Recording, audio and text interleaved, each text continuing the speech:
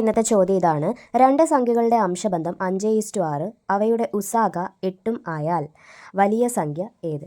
അപ്പം ഉസാഗയും അംശബന്ധവും തന്നിട്ട് നമുക്ക് വലിയ സംഖ്യ ഏത്, ചെറിയ സംഖ്യ ഏത് എന്ന് കണ്ടുപിടിക്കാൻ ചോദിക്കുകയാണെങ്കിൽ മക്കളെ, വലിയ സംഖ്യ കണ്ടുപിടിക്കാൻ എന്ത് ചെയ്താൽ മതി എന്നറിയാമോ? വലിയ സംഖ്യ കണ്ടുപിടിക്കാൻ തന്നിരിക്കുന്ന ഉസാഗയുണ്ടല്ലോ, ഉസാഗയെ അംശബന്ധം കൊണ്ട്, അതായത് വലിയ റേഷ്യോ കൊണ്ട്, വലിയ സംഖ്യയാണ് കണ്ടുപിടിക്കേണ്ടതെങ്കിൽ വലിയ റേഷ്യോ കൊണ്ട് എന്ത് ചെയ്യുക? മൾട്ടിപ്ലൈ ചെയ്യുക, ഗുണിക്കുക. അപ്പം വലിയ റേഷ്യോ കൊണ്ട് എന്ത് ചെയ്യുക? ഗുണിക്കുക.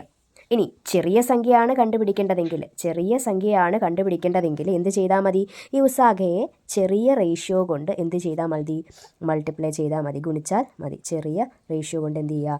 ഗുണിക്കുക. നമുക്കിവിടെ എന്താണ് കണ്ടുപിടിക്കേണ്ടത്? വലിയ സംഖ്യ ഏതെന്നാണല്ലേ. അപ്പം നമുക്ക് എന്ത് ചെയ്താൽ മതി? ഉസാഗ എത്രാൻ തന്നിട്ടുണ്ട്? 8 ഇൻറ്റു വലിയ റേഷ്യോ ആയതുകൊണ്ട് വലിയ സംഖ്യ കൊണ്ട് ഗുണിക്കണമെന്നാണ്. അപ്പം 8 ഇൻറ്റു 6 എത്ര കിട്ടും? 8 ഇൻറ്റു 6 48.